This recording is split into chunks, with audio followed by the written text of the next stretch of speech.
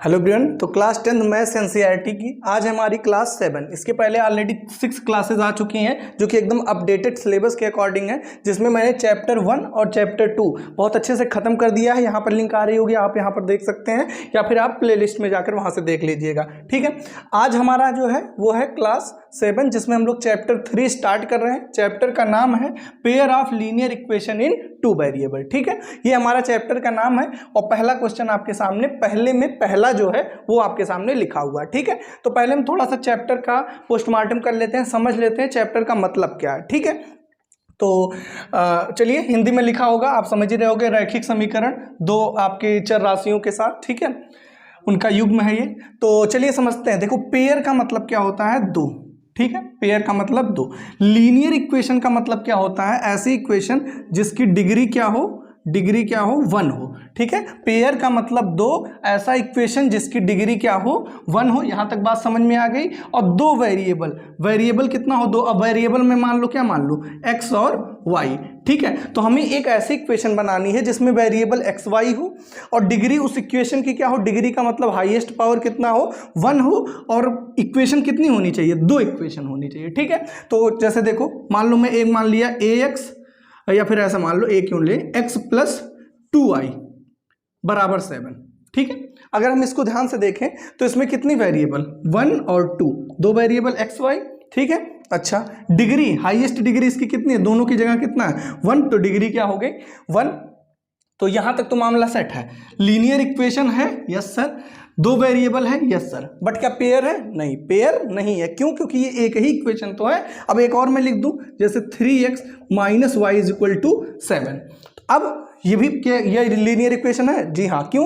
क्योंकि यहाँ पर डिग्री कितनी है? 1। और पेयर कितना है? मतलब पेयर है। हाँ, क्यों? क्योंकि यहाँ पर कितनी इक्वेशन हो गई? दो इक्वेशन। तो इन दोनों इक्वेशन को कहा जा सकता है? Pair of linear equation in 2 variable. एक और मैं एग्जांपल दूं, जैसे मैं लिख दूं x² + y = 7। अब बताओ, क्या ये लीनियर इक्वेशन है? तो जी नहीं, बिल्कुल नहीं है। क्यों? क्योंकि यहाँ पर डिग्री कितना हो गया? 2 हो गया। हमें डिग्री कितना चाहिए होता है लीनियर में? लीनियर में डिग्री कितने की जरूरत होती है?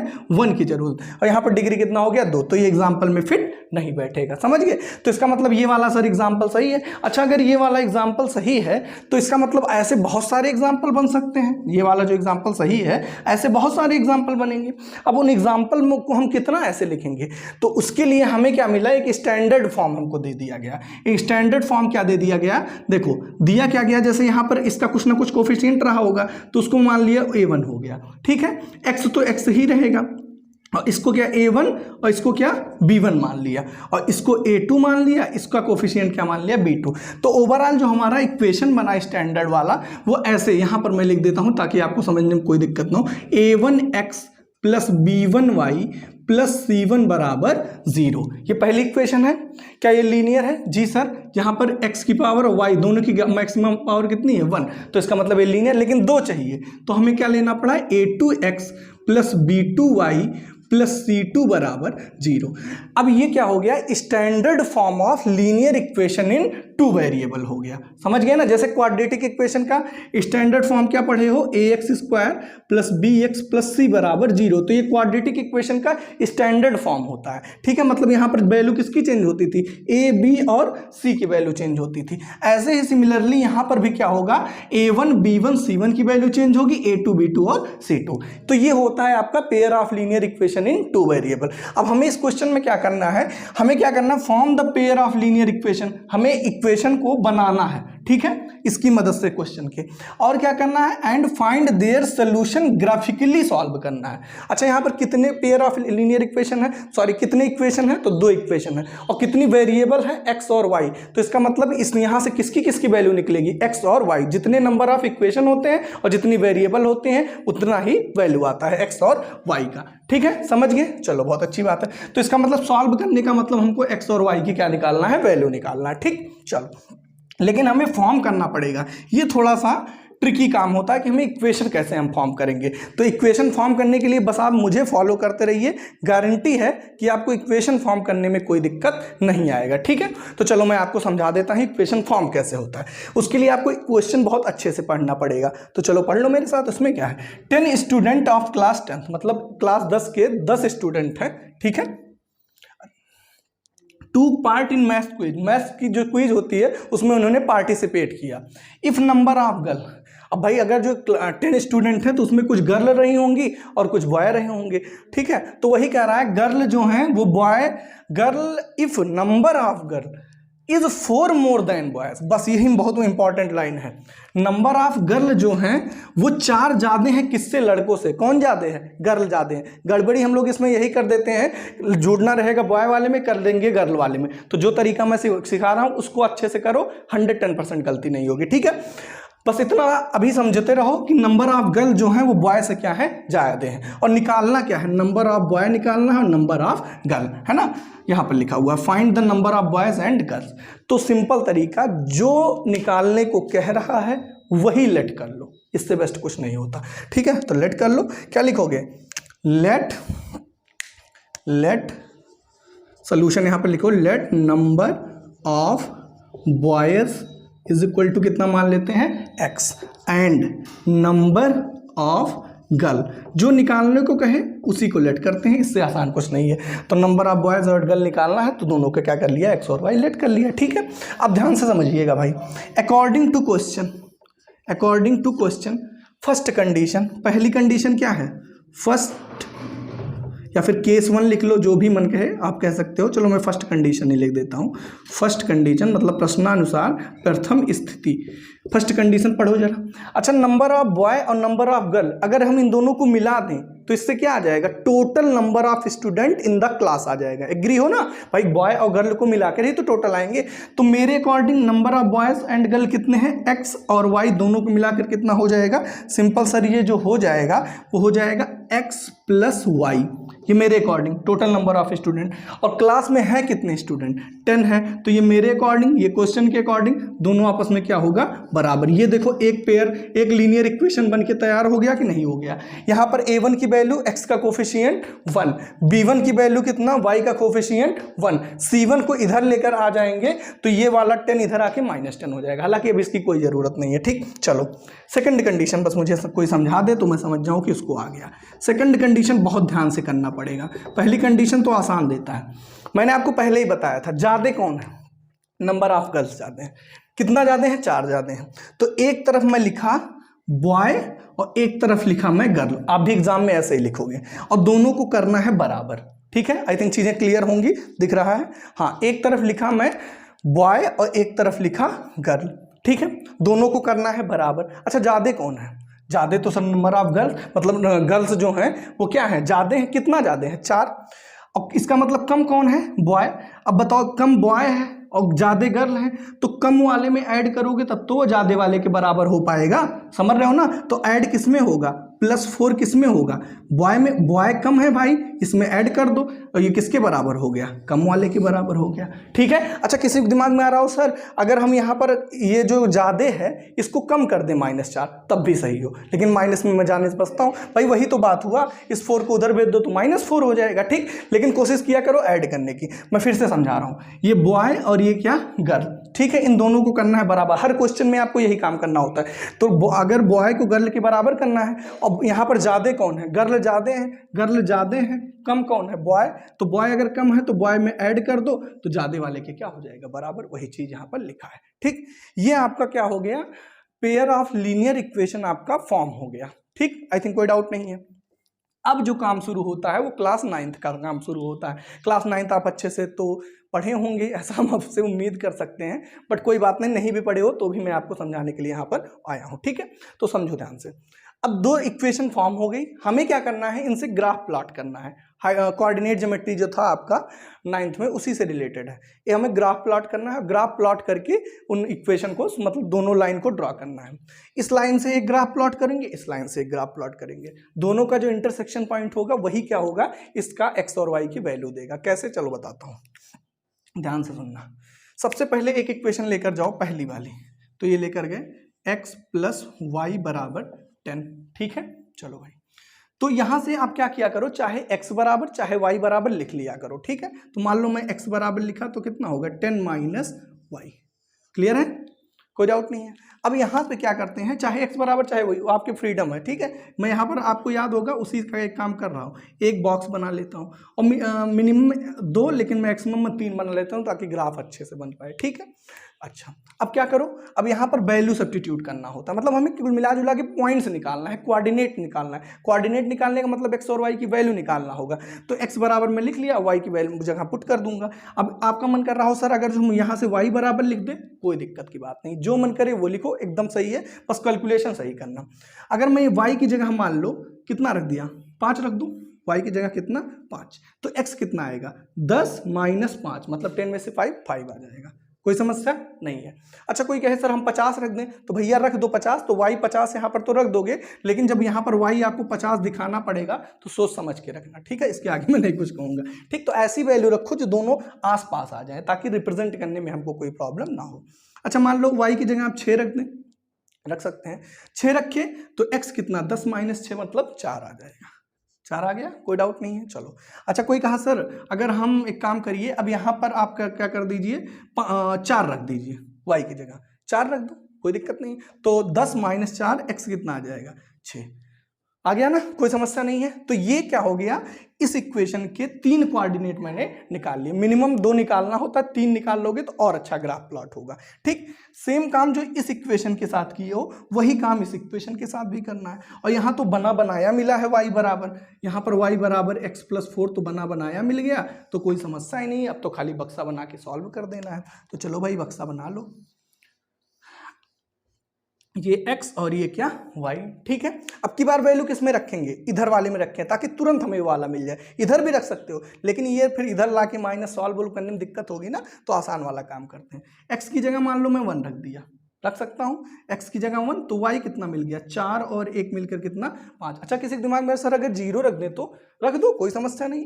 x की जगह कितना रख दो, 0 रख दिए भैया, बस x की जगह रखना है, गड़बड़ मत। अच्छा, यहाँ पर देखो मैं लिखने में गलती कर दिया है ना, x की जगह रखना है तो ऊपर लिखना था ना मुझे, x की जगह 1 रख दिए तो y मिला ना, तो 1 प्लस 4 कितना 5 मिला, ठीक है। x की जगह 0 रख दें तो 0 प्लस 4 कितना 4 मिल गया। और क्या रख सकते हैं, मान लो 2 रख दिए, कोई समस्या नहीं। x की जगह 2 तो y कितना 4 और 2 6।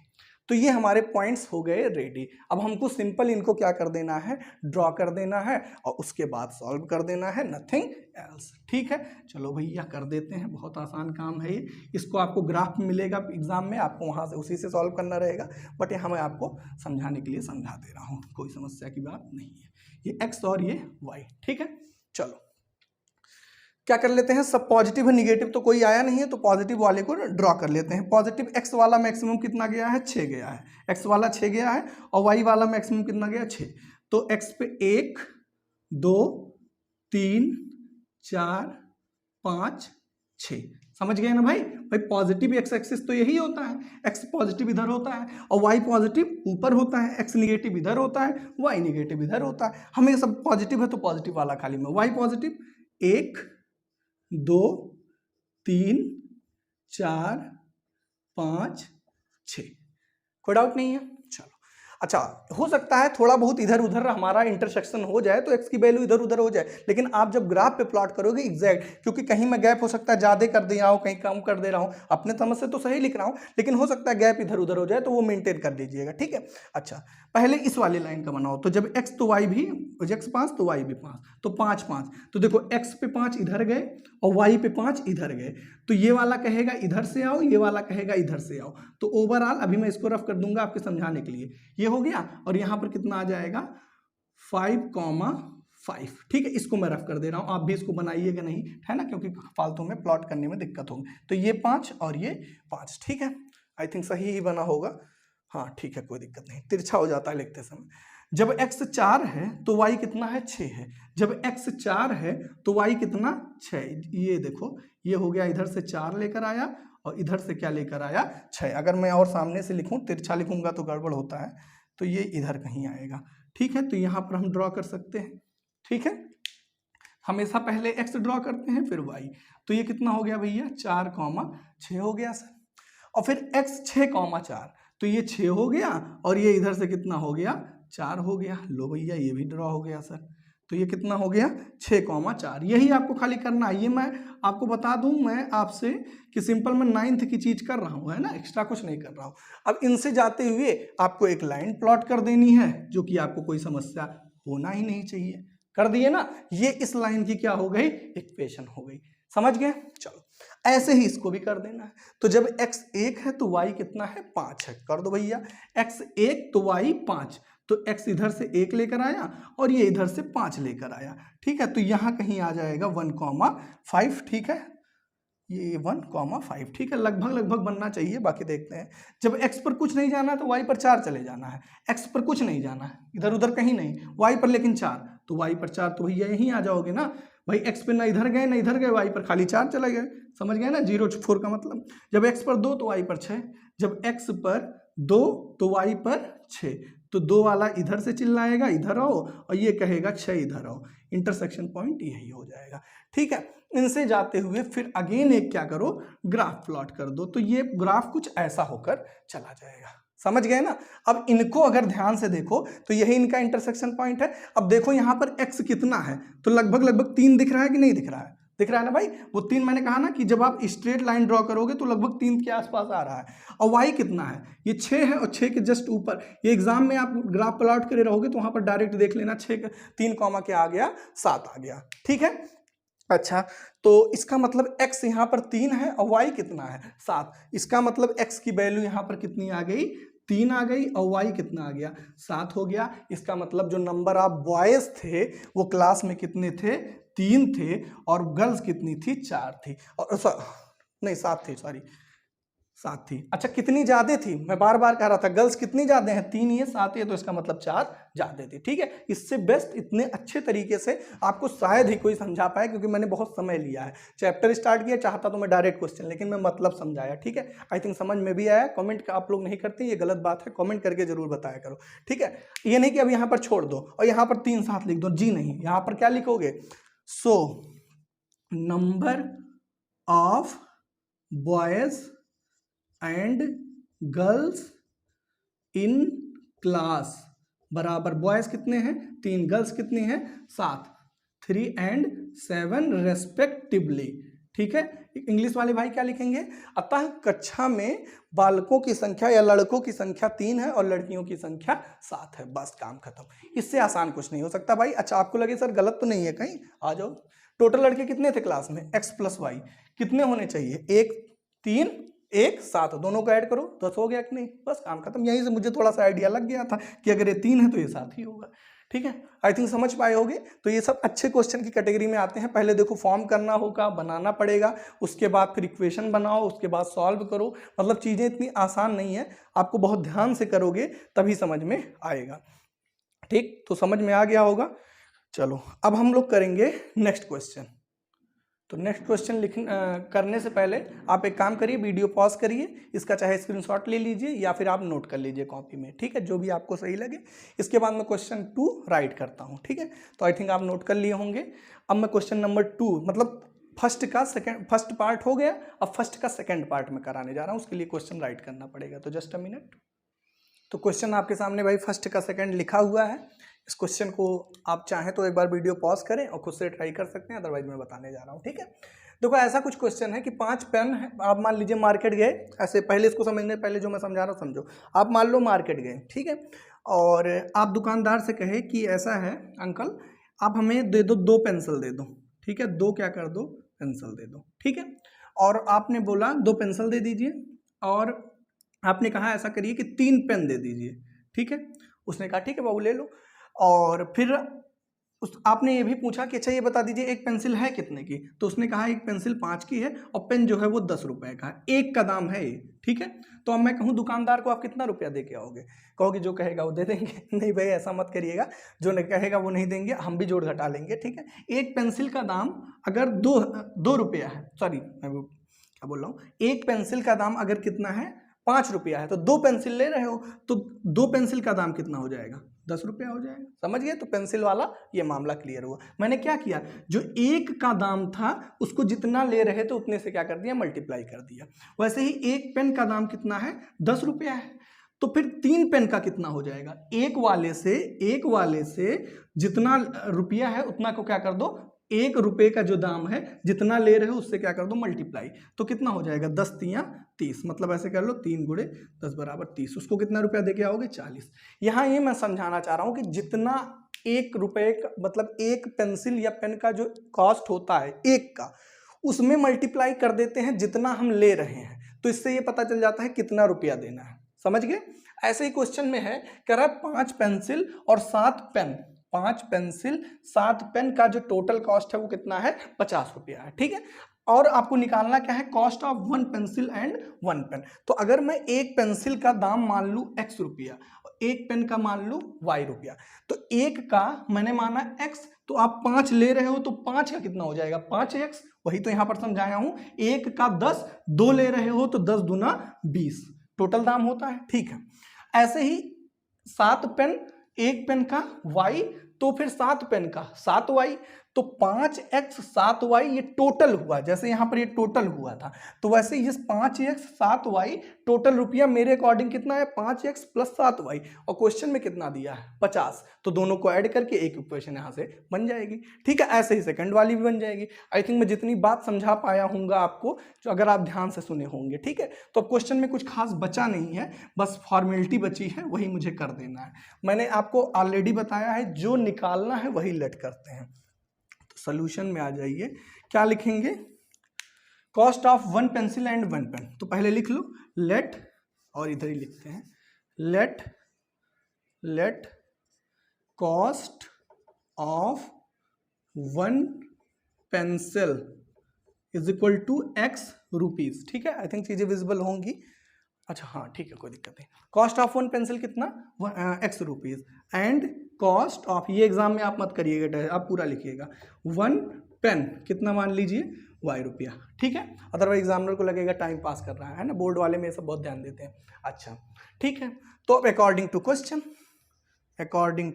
क्वेश्चन कितना पेंसिल खरीद रहे हो 5 पेंसिल, एक पेंसिल का जो दाम है वो x रुपया है, तो 5 पेंसिल का कितना 5x। ठीक है, ये किसका रुपया आया पेंसिल का, एक पेन का दाम कितना है y रुपया, कितना ले रहे हो 7, ये किसका दाम आया, ये पेंसिल का टोटल दाम आया, और ये पेन का टोटल दाम आया, और ये पेन और पेंसिल दोनों को मिलाकर, तो ये रुपया प्लस रुपया, ऑफलाइन वाले अगर होंगे तो उनको बहुत अच्छे मजा आ रहा होगा, रुपया प्लस रुपया बराबर क्या होगा, रुपया ही तो होगा। टोटल रुपया कितना दिया आप दुकानदार को 50 रुपया दे दिए।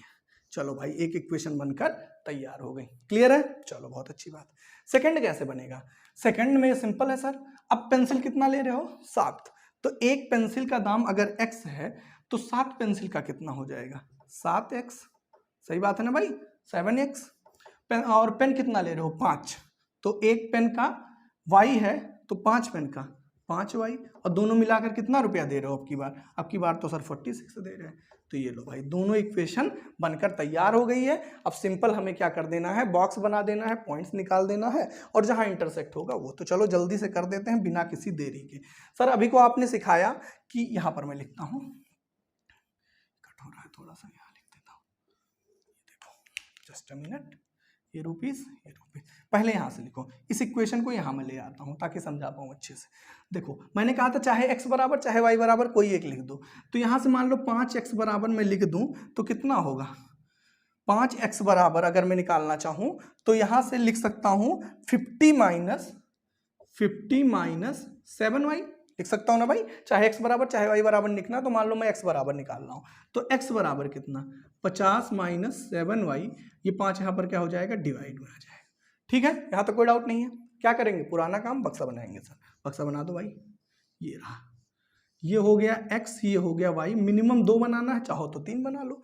ठीक है, अब ध्यान देना, अब यहाँ पर गलती क्या होती है मैं आपको बता दूं। अब यहाँ पर ये नहीं कि कुछ भी वैल्यू उठा के रखो, ऐसी वैल्यू रखना कि 5 से डिवाइड भी आसानी से हो जाए, नहीं तो आप डेसिमल में डिवाइड करोगे तो ऐसा नहीं है आंसर नहीं आएगा, आंसर आएगा बट थोड़ा सा कैलकुलेटिव होगा, टफ पड़ेगा। तो बेटर है कि आप ऐसी वैल्यू रखो जो आसानी से कट जाए। सबसे आसान मैं क्या बताऊं आपको, सबसे पहले अगर आप y को 0 रख दो, पहले 0 रख के चेक कर लिया करो। अगर यहाँ पर मैं y 0 रख दिया तो 7 इंटू कितना हो गया 0 हो गया। अच्छा 50 माइनस 0 50 हुआ, और 50 को फिर 5 से डिवाइड कर दो, 50 को 5 से डिवाइड करोगे तो x कितना आ जाएगा 10। चलो ये तो हो गया, आगे बढ़े। अब अगर मान लो 2 रखे तो 7 दूना 14, 50 में से 14 जो जाएगा कुछ भी आ जाए लेकिन वो 5 से नहीं कटेगा, हमें कंफर्म पता है, ठीक है। अब अगर हम y की जगह मान लो 3 रख दिए, 3 पे भी नहीं कटेगा मुझे लग रहा, क्यों? क्योंकि 7 3 21 नहीं कटेगा, ठीक है। अब 4 पे 28, ये भी नहीं कटेगा। 5 रख दें अगर, y की जगह कितना रख दिए? 5, ठीक है। चलो 2 ही निकालते हैं, ठीक है, 2 पे भी आ जाएगा, ऐसा कुछ नहीं है, बस ध्यान से करना पड़ेगा। तो 7 5 35, ठीक है भाई 35 है। अब 50 में से 35 जाएगा तो 15 आएगा, और 15 को 5 से डिवाइड कर दें कितना आ गया? 3। आ गया कि नहीं आ गया? तो सोच समझ की वैल्यू रखना, ये नहीं कि बस अंधों की तरह कुछ भी रख दो, फिर चलो वहां डिवाइड करो, फिर डेसिमल में लाओ, फिर डेसिमल में चीजें थोड़ी सी टिपिकल पड़ती हैं, ठीक है। रखने को आप कुछ भी रख सकते हो, क्योंकि अगर एक ग्राफ प्लॉट किया गया तो इस पर बहुत सारे ऐसे पॉइंट आएंगे, बहुत सारे ऐसे पॉइंट, उन्हीं में से आप 2-3 निकालते हो, ठीक है। तो वो कोई बहुत बड़ा मैटर नहीं है। ये पहला आ गया। दूसरे के लिए क्या करेंगे? चलो भाई दूसरे के लिए कर दें। यहां से भी अगर मैं 5y की वैल्यू निकालूं, है ना, चाहो तो आप 7x बराबर निकाल लो, कोई फर्क नहीं पड़ेगा, बट मैं y बराबर लिखता हूं क्योंकि 5 नीचे चला जाएगा तो आसान पड़ेगा मुझे। तो 5y बराबर लिखा जा सकता है 46 माइनस कितना?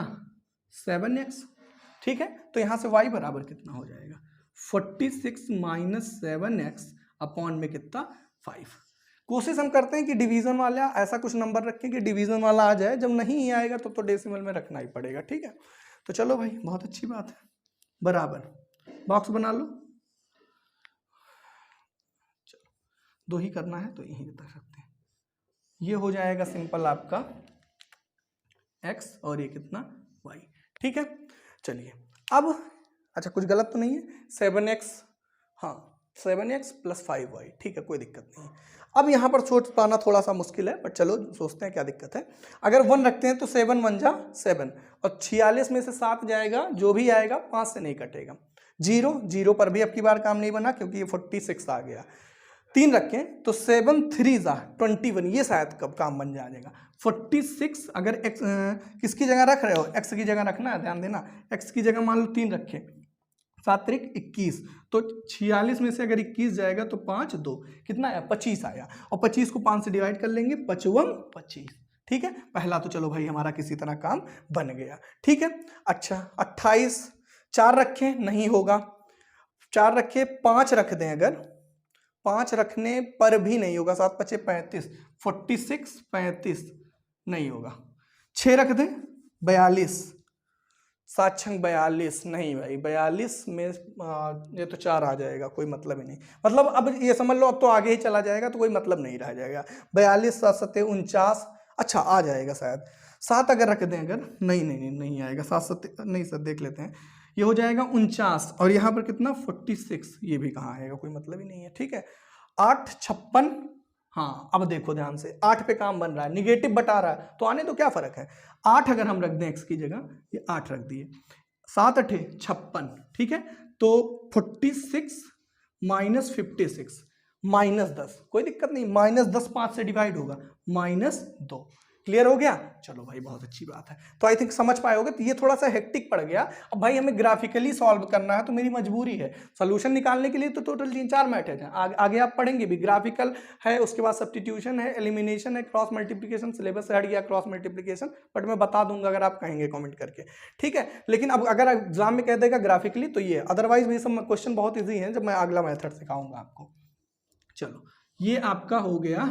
अच्छा निगेटिव कितना जाना है? 2, तो कोई दिक्कत नहीं है, वाई वाले पे चले जाएंगे, कोई समस्या की बात नहीं है। तो ये x मान लो बना दिया, और ये y, ठीक है। और x पर मैक्सिमम कितना जाना है? 10 जाना है, और y पर कितना जाना है? 8 जाना है, तो थोड़ा सा ज़्यादा ही लेकर चले, ठीक। चलो भाई बहुत अच्छी बात है।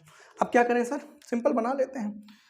1 2 3 4 5 6 7 8 9 10, x पर 10 बना दिया। y पर कितना बनाना है? 8 बनाना है। चलो 10 बना लो, 8 बना लो, कोई दिक्कत नहीं। 1 2 3 4 5 6 7 8 ही बनाए, 8 ही की अगर जरूरत है, क्या फायदा ज्यादा बनाने, ठीक। चलो अब पहली वाली लाइन अगर रिप्रेजेंट करना है तो x पर 10 जाना है, तो x पर कितना चले गए? 10 चले गए, ये रहा 10 चले गए। y पर कुछ जाना है? कुछ भी नहीं जाना, तो पहला पॉइंट तो यही मिल गया एग्जैक्ट। चलो बहुत अच्छी बात है। अगले में x पे 3 जाना है तो y पे कितना जाना है, 5 जाना है।